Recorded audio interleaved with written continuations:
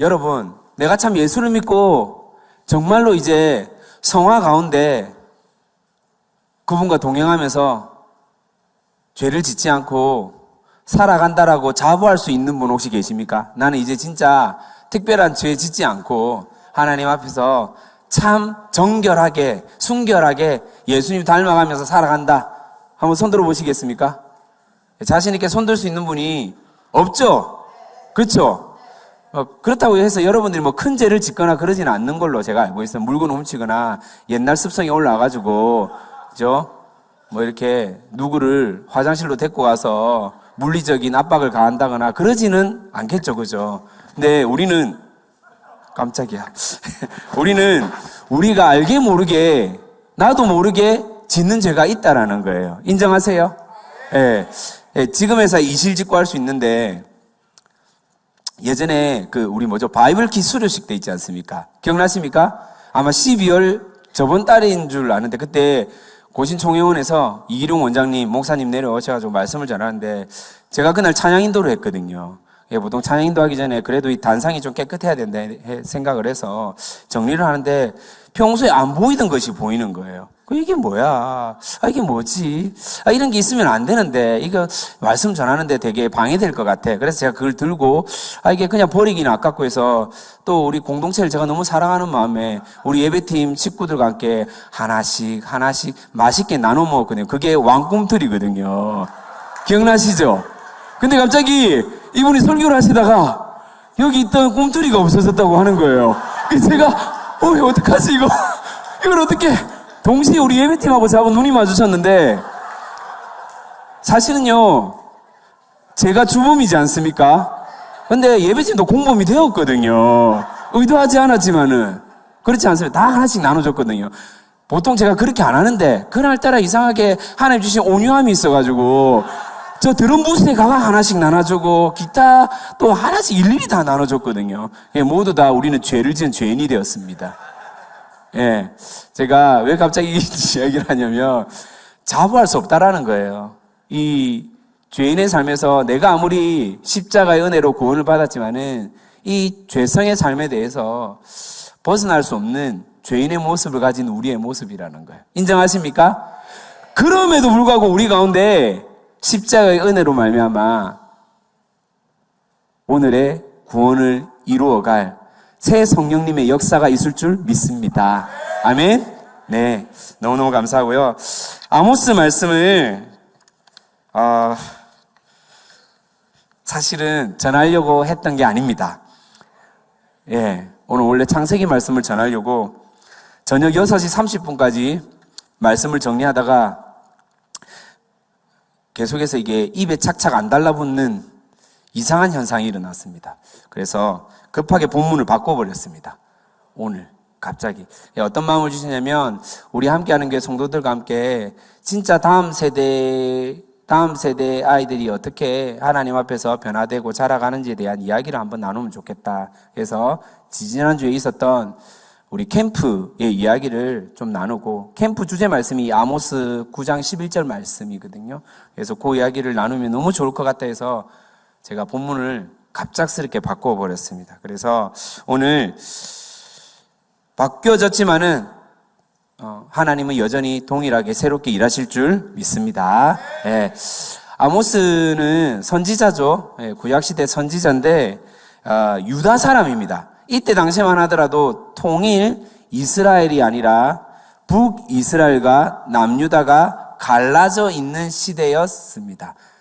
남유다의 두구아 지역에 있었던 이 아모스 선지자, 정확하게 말하면 선지자도 아니었습니다.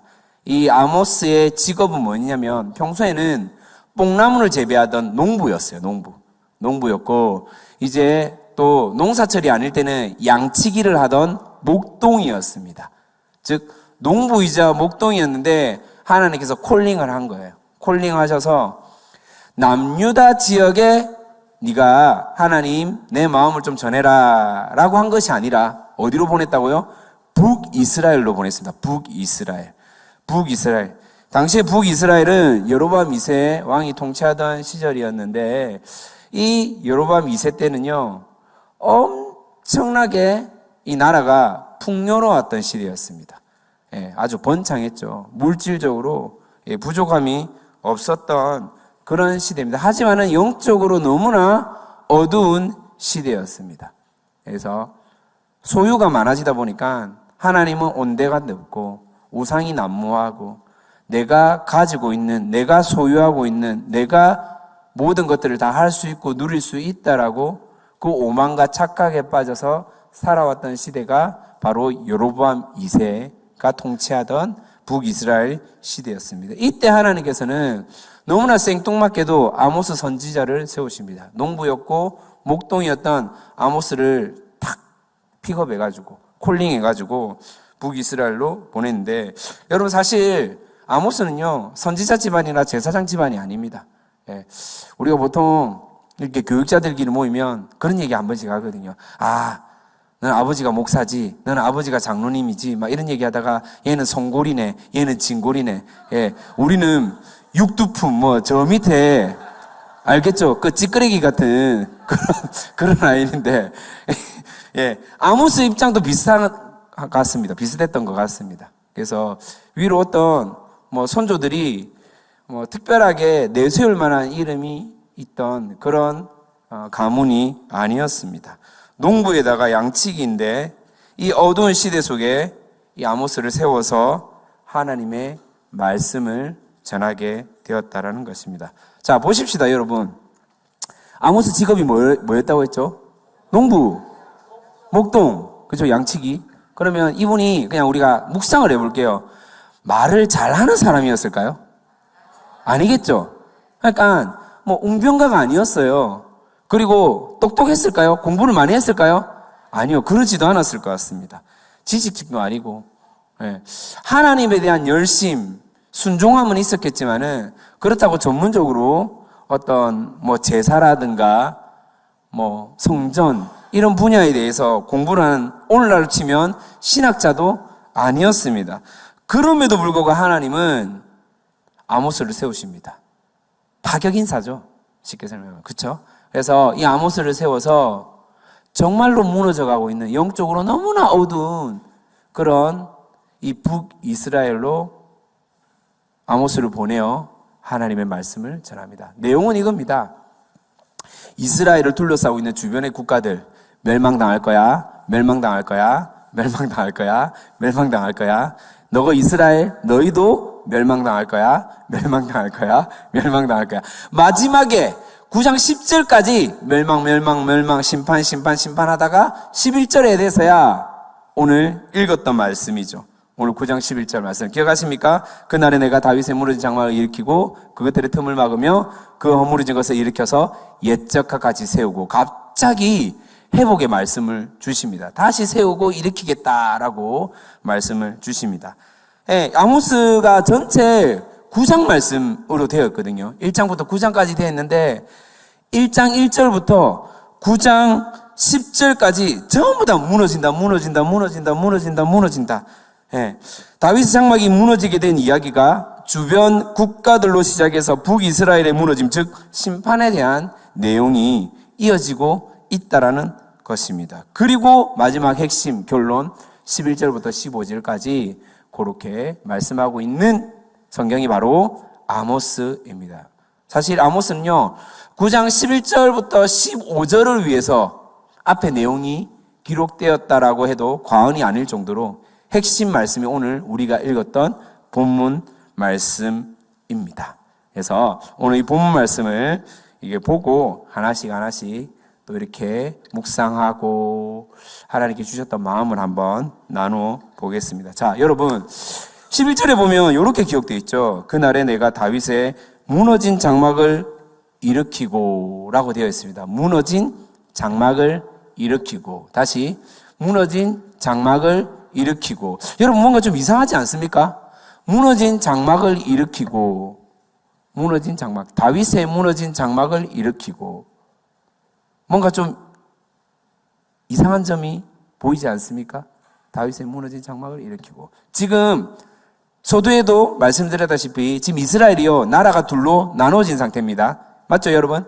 북이스라엘, 남유다. 그러면 그 전에 지금 남유다는 우시야 왕인데요, 그 전에 왕들이 있을 거 아닙니까? 올라가면 통일이 이스라엘을 다스렸던 1대 왕이 누구였죠? 사울. 2대 왕이 다윗. 3대 왕이 솔로몬. 그러면 통일이 이스라엘 시대 때 하나님이 이곳에 계시면 너무 좋을 것 같습니다. 이곳에서 예배를 받아주십시오 하고 하나님을 위해서 뭔가를 만들어 놓은 곳이 있습니다. 그것이 무엇일까요? 성전이죠, 성전. 아시죠, 여러분? 예. 솔로몬 시대 때 지어졌습니다. 모든 재료들은 다윗을 통해서 미리 준비가 되었었고요. 그렇죠? 그러면 솔로몬의 성전이 있음에도 불구하고 왜 하나님께서는 다윗의 장막을 일으키겠다 하셨을까요? 지금 성전 시대거든요. 성전 시대. 성전이 있었단 말이에요. 이제 장막은 사라졌어. 그렇죠?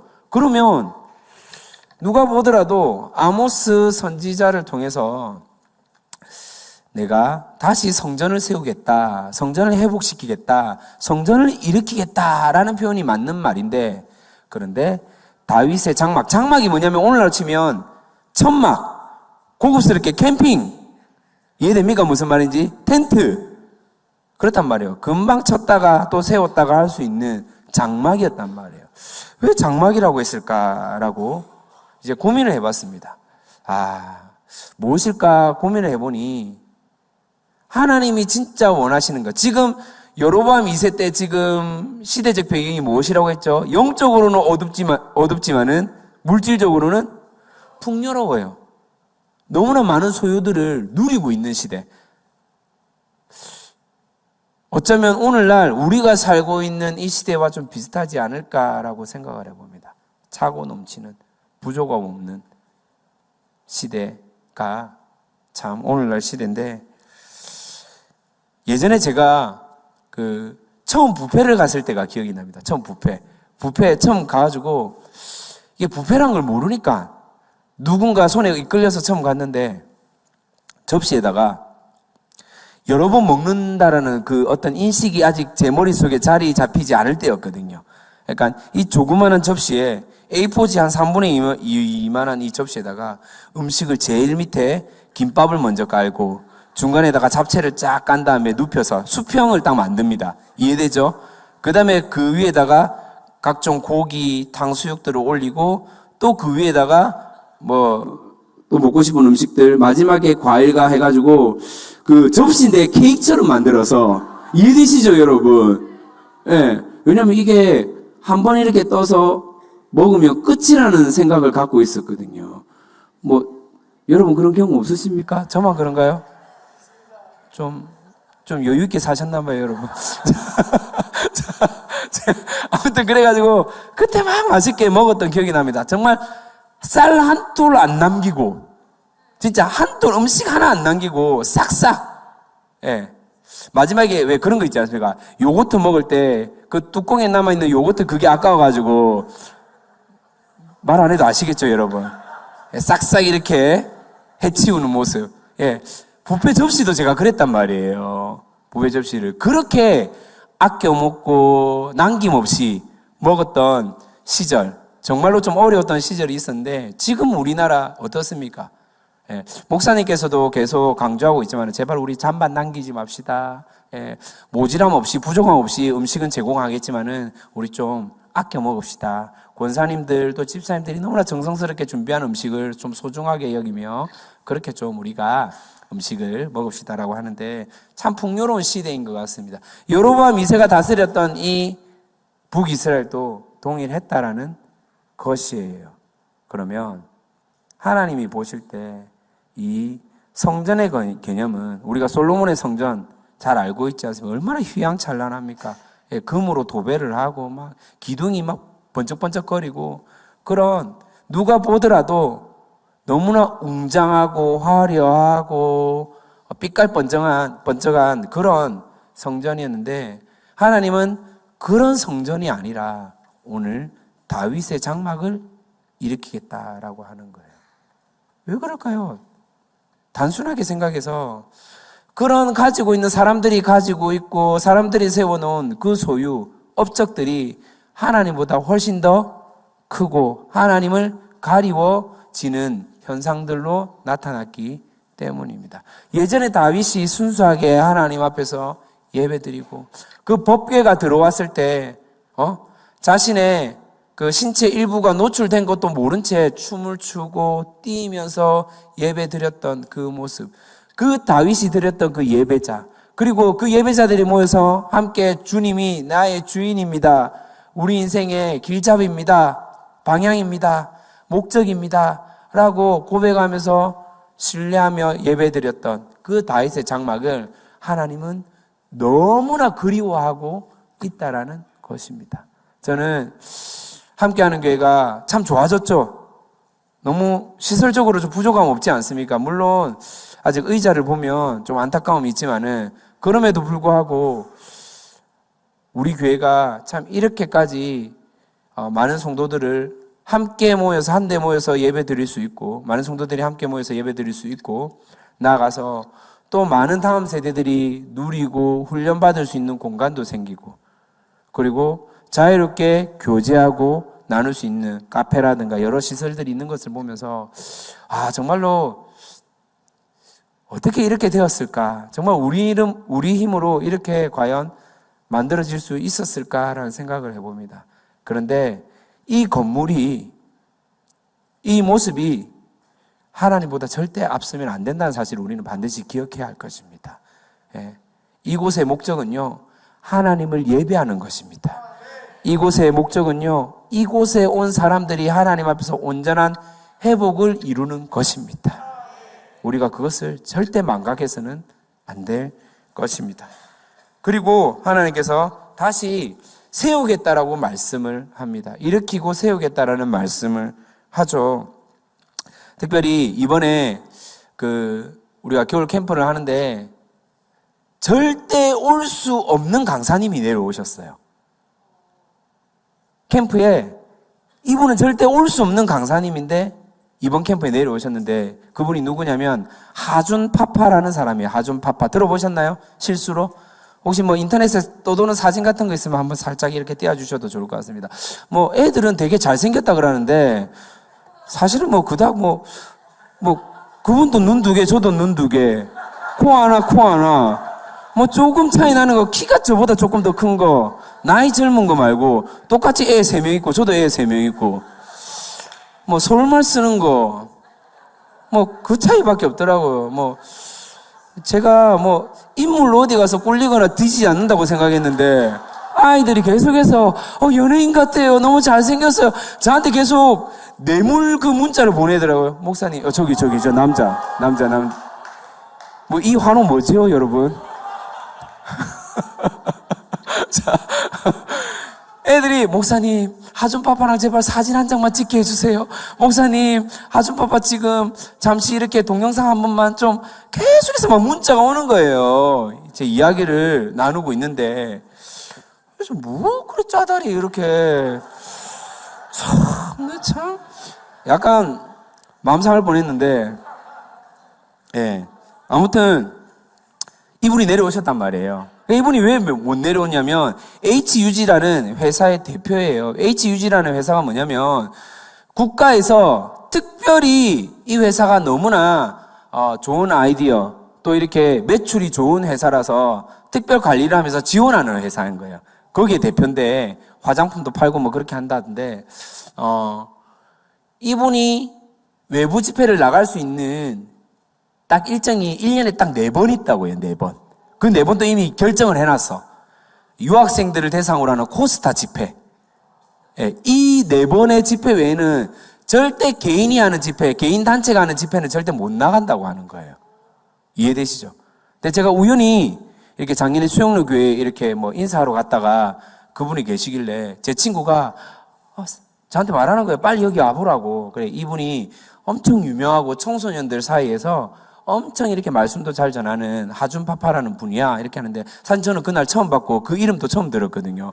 그래서 제가 그래요, 안녕하세요 이렇게 했는데 빨리 전화번호 받으라고. 굳이 내가 전화번호 받을 필요 있을까? 약간 이런 마음으로 있지 않습니까? 내가 왜? 내가 알지도 못하는데 왜 이 사람의 전화번호 내가 따가지고. 근데 막 친구가 계속해서 받으라고 하는 거야. 친구 목사가. 그래가지고 알겠다고 해. 예의를 또 가려야 차려야 되니까, 예, 대표님, 저희 전화번호 하나만 남겨주시면 좋을 것 같습니다. 내가 받아가지고, 저희가 캠프를 하는데, 이것도 죄송합니다. 순수하게 예의상 따로 할 말이 없는 거예요. 그래서 캠프가 있는데, 뭐, 시간 되시면 한번 와주시면 좋을 것 같습니다. 그리고 그 뒤로 진짜 새까맣게 잊었어요. 아예 생각도 안 했어요. 이분을 부를 거라고 생각도 안 했는데, 우연히 이제 강사를 섭외를 해야 되는데, 우리 사무관사가 하준파파라는 사람이 요즘 청소년들 사이에서 너무 대단하다. 청년들 사이에서. 이분을 꼭 모시셨으면 좋겠다. 근데 어디서 많이 들어본 이름이야. 그때 생각이 난 거예요. 그래서 하준파파 전화번호 검색하니까 있는 거예요. 이해되시죠? 전화를 드렸죠. 전화하니까 받더라고요. 그래서 안녕하십니까. 10대 버스의 염상수 목사라고 합니다. 네, 안녕하세요. 이러면서 자기 전화번호 어떻게 알았니? 본인도 저를 기억 못 하는 거예요. 그러니까 작년에 또 제가 이제 억지로 기억을 돌렸죠. 수영역에서 이렇게 만나가 이렇게 전화번호 받은 적이 있습니다. 그러니까 그러냐고 알겠다고 이러면서 어떤 일로 전화를 했느냐. 그래서 이번에 캠프를 한다. 우리는 뭐 1000명 뭐 이렇게 모인 캠프가 아니라 조그맣게 진짜 아이들, 작은 교회 아이들 150명만 모아놓고 캠프를 한데 이번에 대표님이 꼭 오시면 좋겠다. 그러더니 이분이 그러냐고. 그러면 일주일만 시간을 달라. 그 뒤에 답변을 주겠다. 이렇게 한 거예요. 그리고 일주일이 지났어요. 문자가 따온 거예요. 목사님, 가겠습니다. 이렇게 연락이 온 거예요. 너무 신기하잖아요. 네. 그게 난리 났거든요. 그날, 하준파파 온단다 했는데, 사무실, 난리 났어요. 어떻게 하준파파를 섭외했느냐. 주위에 이제 포스터 만들고 광고를 하니까, 이 교회 애들보다 주위의 사역자들이 저한테 전화 너무 많이 오는 거예요. 어떻게 이분을 섭외했느냐. 섭외가 안 되는 분인데, 어떻게 부르느냐. 강사비를 몇백을 줬느냐. 해가지고, 예. 저희는 진짜 산나죽, 죄송합니다. 이런 반이 이상하네요. 조금 주거든요, 조금. 정말로 조금밖에 안 주는데, 그래서 불렀다. 이렇게 하면서 이제 다 왔어요. 왔어. 이제 이야기를 하는 거예요. 본인이 어떻게 오게 됐느냐. 이야기를 하는데, 이렇게 얘기한 거예요. 목사님, 사실 제가 목사님 전화를 받고 좀 고민을 했습니다. 근데 제가 사실은 스케줄을 뺄 수 없는 상황이라서 어떻게 해야 될까 고민하다가 사실 10대 번막 검색을 했는데 인터넷에 잘 안 나오고 많은 단체인지도 잘 모르겠고 이게 혹시 이단은 아닌가 약간 걱정도 되고 해서 자기가 멘토로 섬기는 목사님께 여쭤봤대요. 멘토가 누구냐면 국제 코스타 총무로 섬기고 있는 유임금 목사님이라고 옛날에 우리 교회 자주 오셔서 말씀 전했던 분이거든요. 아시죠? 예. 그래서 그분이 자기 멘토라 하더라고요. 예, 그분한테 이제 10대 버스를 아느냐, 혹시 염상성 목사를 아느냐 이랬는데 제가 목사 안수 받기 전에 그 집에서 잤거든요. 이해됩니까? 오늘의 교회에서 안수 받을 때 그 목사님 워낙 절친이니까 친하게 지냈단 말이에요. 그러니까 염상성을 아느냐 이랬을 때 당연히 안다. 10대 버스를 아느냐? 당연히 안다. 여기서 캠프를 하는데 와달라고 요청이 왔다. 어떻게 해야 되겠느냐? 이렇게 한 거예요. 유임금 목사님이 이렇게 말한 거예요. 그 하준파파 대표한테. 다른 단체는 모르겠는데 10대 버스는 다음 세대에 미친 곳이다. 다른 데는 안 가도 되는데 거기는 꼭 가야 된다. 그 이야기를 하준파파가 저한테 얘기를 해주는데 저 눈물이 나오더라고요. 왜 눈물이 나왔을까요? 그렇지. 우리가 다음 세대 하면 또 10대 버스지. 약간 이런 마음보다도 저 안에 어떤 갈등과 걱정이 있었냐면 이제 오랫동안 캠프를 하고 막 이렇게 하다 보니까 이제 주위에서는 엄청나게 많은 아이들을 대상으로 이렇게 모집을 해서 이런 프로그램들을 진행하는데 이제 목사님과 이야기를 하면서 우리는 한 사람 한 사람을 좀 이렇게 꾸준히 아웃사이더 없이 이 아이들을 좀 세워나가고 하나님을 인격적으로 만날 수 있도록 우리가 그런 영적인 바운더리, 환경을 좀 만들자. 그래서 우리가 이 인원을 좀 고수를 했단 말이에요. 근데 이런 표현을 쓰면 될지 모르겠지만은 150명 모집을 하면 우리가 회비 수입이 한 1000만 원 정도 나오거든요. 1000만 원. 근데 예산이 2000만 원 들어요. 그러면 여러분 단순 계산해봐도 얼마 적자가 난다는 겁니까? 1000만 원 적자가 나와요.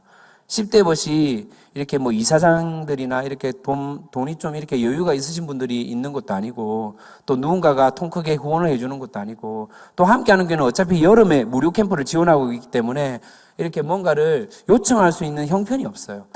너무 고민이 되는 거예요. 제가 캠프를 하기 전에 굳이 이렇게까지 해야 되나? 굳이 사서 이렇게까지 고생을 해야 되나?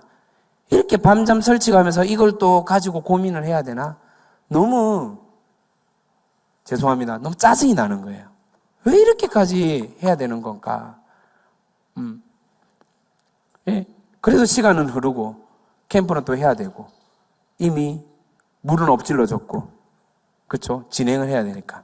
그래서 애들은 왔고 또 이 애들을 위해서 스태프들이 한 35명 정도 참석을 했거든요. 바글바글하니 막 진짜 너무나 좋았는데 그게 다음 세대에 미친 곳이다 이 말을 듣는 순간 제 안에 너무 부끄러운 거예요. 어느 순간에 내가 이 이유 때문에 캠프를 해야 되나 말아야 되나라고 재고 있던 내 모습, 환경을 보면서 할까 말까 고민했던 내 모습, 너무 그 이야기를 듣는데 부끄럽고 또 이렇게 제 마음이 너무나 무너지는 거예요. 그런데 하나님께서 이 하준파파의 이야기를 이렇게 하면서 다시 캠프의 정체성을 명확하게 말씀하시는 거예요. 그렇지, 우리는 돈 없다고 못하는 곳이 아니지. 사람 없다고 못하는 곳이 아니지. 다음 세대 한 명이면 무조건 못 먹어도 고지. 예전에 이거보다 더 많은 예산이 들었고 많은 적자가 났어도 우리가 절대 포기하지 않고 하나님이 말씀하시면 무조건 나아갔지라는 그 하나님의 분명한 언약의 말씀, 우리 공동체에 주어주신 하나님의 그 정체성이요 너무나 분명하고 명확하게 살아나고 꿈틀거리기 시작하는 거예요. 그래서 참 하나님이 진짜 보내주신 사람이 맞구나. 그리고 이분이 말하기를 자기는 특강을 1시간 이상 해본 적이 없대요. 근데 그날 거의 2시간 했거든요. 혼자서 막 좋아가지고 기도해야 하고 또 제가 바톤 받아서 기도하는데 또 집에를 안 가. 본인이 은혜 받아가지고 같이 기도해야 하고 그때 우리 부모님들이 와가지고 애들 안아주고 막 기도하는 거 본인이 영상 촬영해가지고 저한테 또 보내주고 너무 감사하다고 그렇게 또 말씀을 해주시는 거예요. 예. 그러면서 제가 한마디 했죠. 대표님, 올 여름에 이 아이들보다 더 큰 청년들이 있습니다. 꼭 오셔야 됩니다. 그러니까 예, 진짜 청년들이 더 좋아합니다. 더 막 불구덩입니다, 이 아이들은. 그래서 대표님 꼭 오셔야 됩니다 했는데 본인이 이제 계속 돌려서 말하더라고요. 그래서 스케줄을 봐야 되는데 어떡하죠? 이렇게 확답을 안 해주는 거예요. 그래서 그러냐고 그래도 기도하면서 기다리겠습니다. 꼭 함께 했으면 좋겠습니다. 계속 그렇게 말을 했죠. 예, 그러거나 말거나 저는 계속해서 저는 꺾이지 않는 자세와 태도로 계속해서 요청을 했는데 이분이 이제 갈 때가 돼가지고 차에 모셔드리고 옆에 사모님이 같이 왔었거든요. 사모님이 딱 하면서 했던 말이 저에게 너무나 크나큰 은혜가 되었습니다. 예, 여름에 다시 봐요. 할렐루야.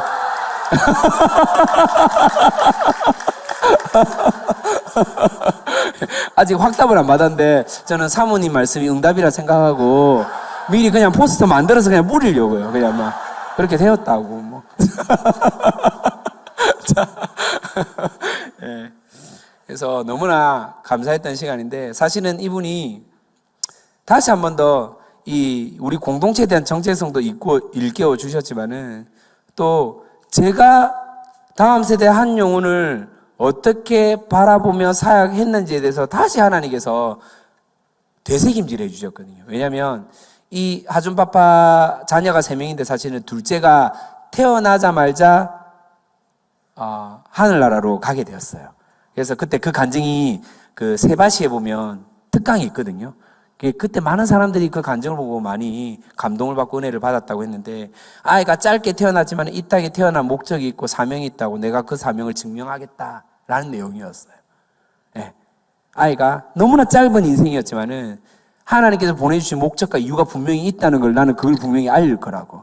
아야, 너는 일찍 하나님 부르셔서 떠났지만은 내가 그거를 증명해내겠다고.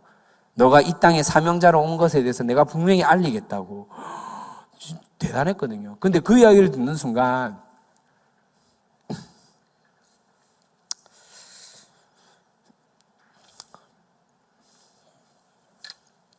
그 예전에 저희 아내랑 이제 첫 애를 낳고 함께하는 교회를 이렇게 오면서 너무 좋았지만은 또 그렇지 않습니까? 아무리 신앙생활 잘해도 서로 이렇게 뭔가 삐딱할 때도 있고 아구가 안 맞아가지고 불편할 때가 있었거든요. 그래서 오랫동안 둘째를 가지려고 했는데 잘 안 생기는 거예요. 그러다가 제가 이제 대학원에 졸업심사를 앞두고 있는데 덜컥 둘째가 생겼다고 하는 거예요. 그래서 너무나 감사했죠. 너무나 감사했는데, 그런데 이제 한 달 보름 뒤인가 2달쯤 되었을 때 다시 검사를 받으러 갔는데 병원에서 애가 유산이 되었다고 그렇게 연락이 와서 이제 수술해야 된다는 거예요. 둘째 수술을 해야 되고 이제 날짜를 잡았는데 그 날짜가 언제냐? 제가 논문 심사하는 날이었어요. 빠지면 절대 안 되는, 그럼 대학원 졸업이 안 되는, 이해되시죠? 프로포즈를 하는 날이었는데, 와, 이걸 어떡하나. 아내랑 이야기하면서 집사람한테, 여보, 내가 이런 상황이고 날짜다. 그래서 내가 병원에 자기 내려다 주고 내가 교수님께 말해서 조금 늦게 올라가도록 하겠다. 내 순서 발표를 제일 마지막에 하도록 하겠다라고 얘기를 했었어요. 그리고 이제 교수님께 저희 아내 병원에 내려주고 학교에, 대구에 학교가 있었거든요. 대구에.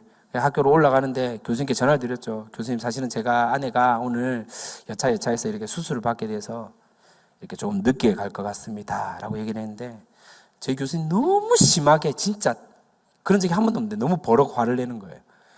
염상 선생님, 지금 무슨 짓이냐고. 당장 차 돌려서 병원 가세요. 이렇게 하시는 거예요. 제가 나머지 교수님들께는 그 상황에 대해서 말씀드리겠습니다. 당장 차 돌려서 병원을 가세요. 그 병원을 갔죠. 그런데 집사람이 이제 수술대에 누워 있었고 기다리고 있었고 빨리 끝나더라고요. 끝나고 아내를 데리고 집에 딱 앉아가 그 식탁에 잠시 앉아 있는데 그때부터 저희 아내가 오열을 하는데 제가 사람이 그렇게 우는 걸 처음 봤어요. 제가 정말 큰 실수를 했고 큰 죄를 지었구나. 너무나 돌이킬 수 없는 큰 실수를 했구나. 그 슬픔이 그 당일에는 제가 몰랐는데 한 이틀, 3일, 4일 지나니까 저에게도 그게 이제 오는 거예요. 그날 중고등부에 담당 교육자가 있었는데 그날 다른 데 뭐 이렇게 탐방을 가고 제가 그날 대타로 설교를 하는 시간이 있었는데 그때 우리 뭐 주선이 뭐 승민이 이런 애들이 있었나 모르겠는데 주선이는 확실히 있었고 재현이 뭐 이런 애들 다 앉아 있었는데 딱 앞에 섰는데 눈물이 앞을 가려서 이게 설교가 안 되는 거예요. 말씀을 못 전하겠는 거예요. 그래 뭐 대충 이렇게 말하다가 마지막에 했던 말이 그럼 오늘 제가 한 생명을 잃었는데 하나님 주신 마음은 그 생명 대신에 이 아이들을 대신 너의 자녀로 입양해라. 이 아이들이 이제 너의 자녀들이다. 그 약속을 주셨거든요. 그래서 이 아이들을 위해서 네가 돌보고 이 아이들을 잘 살리면 좋겠다. 그리고 진짜 열심히 살겠어요. 중고등부를. 정말로 열심히.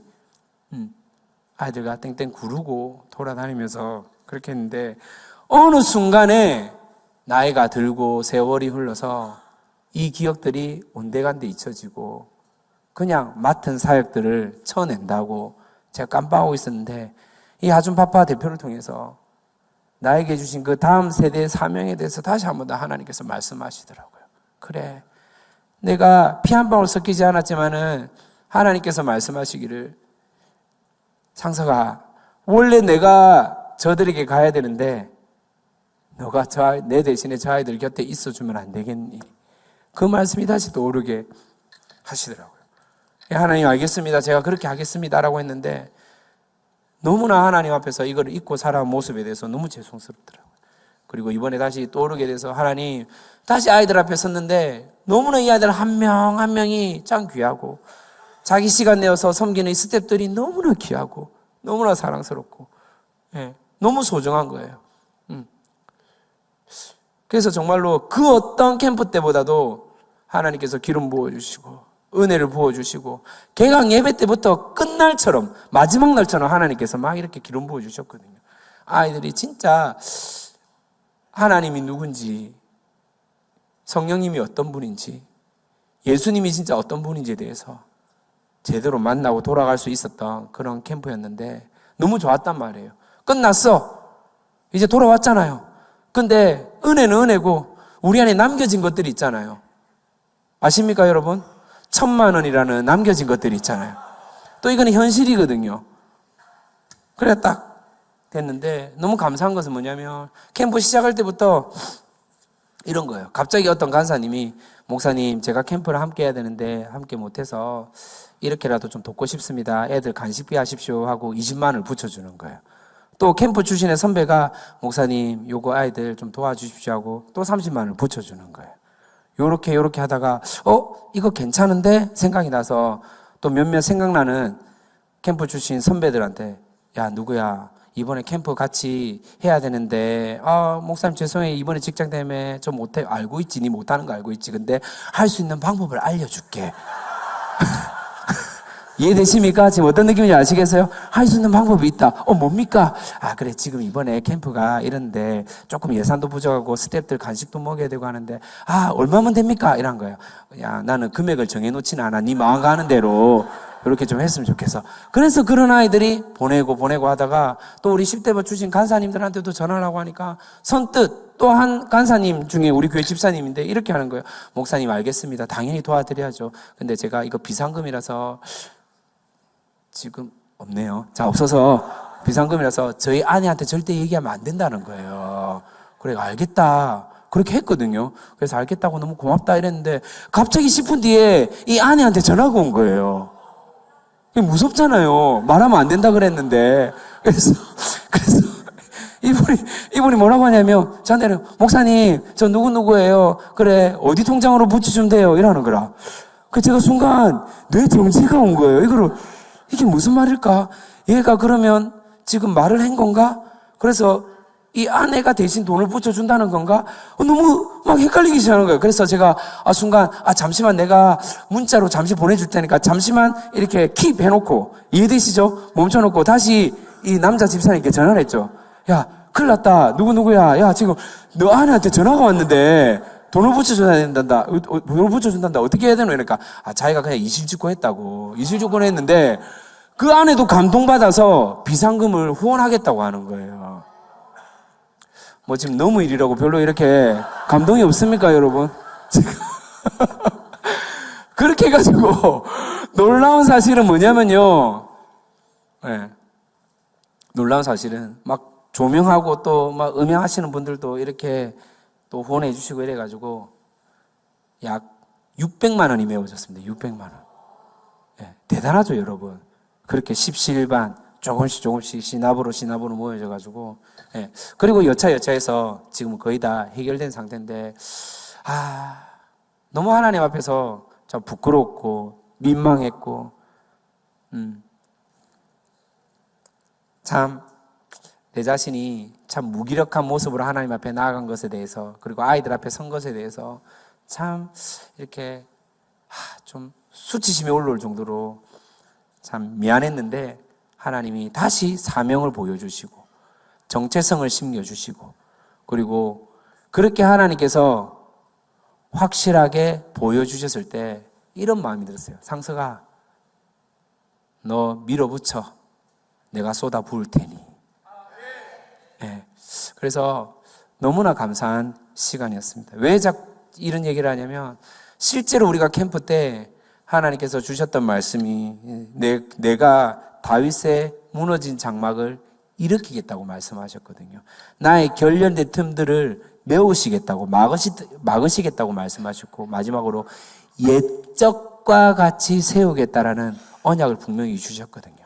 그래서 실제로 이번 캠프에 그런 놀라운 역사의 은혜가 우리 가운데 일어났다는 사실을 우리 성도님과 함께 나누고 싶어서 이렇게 잠시 간증을 이야기를 나누었습니다. 그리고 오늘 말씀을 통해서 하나님께서는 마지막으로 다시 세우겠다. 다시 하나님께서 일으키고 세우겠다라는 이 말씀이 뭐냐면 결국은 다윗의 장막이라는 건 뭐냐면 사무엘하의 7장 16절에 보면 다윗의 자손을 통해서 끝까지 그 가문들이 이어지게 하겠다. 내가 너를 통해서 끝까지 그 왕위가 계승될 것이고 마지막에 완전한 완벽한 이 땅에 구원자가 일어날 것이다 라고 말씀을 하신단 말이에요. 그래서 실제로 북이스라엘이 아수르에 멸망당하고 남유다가 바벨론에 의해서 그렇죠? 멸망당하고 포로로 잡혀가고 잘 알고 있겠지만 70년 만에 귀환해서 성전이 세워지고 성벽이 재건되고 다시 이스라엘 백성들이 한 사람 한 사람 남은 자로 이렇게 살아갈 때 결국은 이 시기가요 예수님이 오실 때 시기랑 약 1500년 차이가 나는데 기간이 비록 길었지만은 이 언약이 이 말씀이 실제로 이루어졌다라는 겁니다. 아멘입니까? 예. 비록 우리가 원하는 시간대가 아니다 하더라도 우리가 원하는 장소가 아니다 하더라도 하나님은 반드시 언약을 말씀을 이루시는 분이심을 우리가 믿어야 할 것입니다. 함께하는 교회 성도 여러분, 때로는 그런 생각이 듭니다. 한 번씩 담임 목사님께서 이런 말씀, 이렇게 열심히 했는데 왜 아이들은 변하지 않습니까? 왜 세상은 더 깨끗해지지 않습니까? 이렇게 섬겼는데 왜 이렇게 안 되나요? 예. 그런데 우리가 그런 원망과 때로는 그런 낙담이 있겠지만은 그럼에도 불구하고 하나님께서 부어주실 때를 우리가 준비하면서 점점 더 어두워졌을 때 똑같은 빛이라 하더라도 그 빛이 더욱더 반짝거리고 선명해지지 않습니까? 그렇죠, 여러분. 우리는 여전히 주님 오실 날을 기다리면서 우리 공동체, 우리 함께하는 교회 공동체를 쓰실 그 날을 기다리면서 다음 세대에게 하나님 나라를 전하는 세상이 바라볼 때는 별것 아닐 수 있지만은 정말 하나님 보시기에 가장 위대한 이 사명을 잘 감당할 수 있기를 소망합니다. 결론입니다. 2024년 새 성령님을 통해 일하실 함께하는 교회를 다시 기대했으면 참 좋겠습니다. 나의 기준, 나의 틀들을 내려놓고 하나님을 바라보며 살아갈 수 있는 성도들이 되기를 소망합니다. 내 뜻대로 안 된다고 열받지 않기를 바랍니다. 여러분, 사실은 내 뜻대로 되는 게 뭔지 알아요? 그게 선악과를 따먹는 것과 동일한 말이거든요. 맞죠? 선악과를 하와가 사단의 게임에 넘어가서 따먹었을 때 어떤 말에 꼬임을 당했습니까? 너 이거 먹으면 하나님처럼 될 거야. 이 말이 그거거든요. 뭐냐면 내 뜻대로 된다는 건 뭐냐면 내가 하나님이다 이라는 말과 똑같은 말이거든요. 우리 뜻대로 안 되는 게 어쩌면 은혜인 거예요. 그럼에도 불구하고 여러분 뜻대로 되기를 원하십니까? 네, 우리 뜻대로 안 된다고 하더라도 여러분 거기에 실망하거나 낙담하지 마십시오. 가장 좋은 우리 삶의 여정은 하나님 뜻대로 살아가는 길입니다. 이 말씀을 꼭 기억하셨으면 좋겠습니다. 그래서 다시 하나님 뜻을 우리가 이루어가는 방법은 하나님께서 세우신 주의 종의 말씀에 순종하며 살아가는 겁니다. 아멘입니까? 진짜요. 그래서 2024년 담임 목사님께서도 계속해서 강조하고 있지만은 우리 제발 이번에는 한 영혼 좀 구원해 봅시다. 1인 1전도 그리고 모든 성도들이 이번에 열애 없이 한 사람이 하나의 훈련을 받으면서 멈추지 말고 고여있지 말고 계속해서 하나님 앞에서 다듬어지고 성숙된 자로 자라갈 수 있기를 축복합니다. 그리고 말씀입니다. 말씀. 뭐라고요? 얼마나 좋은 교회입니까 여러분. 6만 얼마짜리 그 통독 성경, 스토리텔링으로 딱 형식으로 되어진 성경을 50% 할인해서 3만 원에 파는데 아직도 신청 안 하셨단 말씀이십니까? 예, 회개하십시다, 여러분. 신청 안 하신 분은 빨리 회개하시고. 얼마나 좋아요. 사실은 개혁 개정 성경 읽기가 너무 힘들어요. 저 이 성경 절대 안 읽습니다. 성경을 안 읽는다고 오해하지 마시고, 예, 저는 웬만하면 쉬운 말 성경을 읽거나 메시지 성경을 읽습니다. 읽을 때는. 네. 그런데 제가 이지 성경 앞페이지를 봤는데 너무 쉽게 잘 해놨어요. 정말로 소설책처럼 딱 만들어놨어요. 쉽게. 그렇게 읽도록 쉽게 만들어놨단 말이에요. 얼마나 좋습니까? 그런데 중요한 거는 목사님이 겉으로는 100명 끊겠습니다. 200명 이번 주까지만 끊겠습니다. 목사님 되게 약하신 분이거든요. 아시죠, 여러분? 또 뒤에서는 그래도 받아주라. 뒤늦게 신청한 사람. 여러분, 아직 우리에게 기회가 있습니다. 신청 안 하신 분 버뜩 신청하시고 별다방 커피 6잔만 안 먹으면 됩니다. 아시겠죠? 그래서 성경 올해 좀 통독 한번 해보자. 통독. 올해 1통독 한번 해보십시다. 아멘입니까? 마지막으로 기도하는 것. 기도하셔야 됩니다. 기도는 우리의 에너지의 근원이에요. 기도를 멈추는 순간 우리가 동력이 사라진 거예요. 동력. 동력이 사라지는 거예요. 기도 없이는 이 일들 절대 감당할 수가 없습니다. 다시 한 번 더 적용입니다. 첫 번째 1인 뭐라고요? 1전도. 두 번째 1인 1훈련. 세 번째 1인 1통독. 마지막 1인 1기도. 매일 자신의 기도 시간, 기도 장소를 셀 나눔하실 때 나누어 주시고, 요때 내가 10분이라도 좋으니까 매일 기도해 주세요. 근데 목사님 저번에 얘기했잖아요. 30분 기도, 1시간 기도, 1시간 30분 기도 기억나십니까? 네, 기도의 습관을 기르는 게 중요하니까 그렇게 좀 기도하시기를 소망합니다. 아멘? 아멘.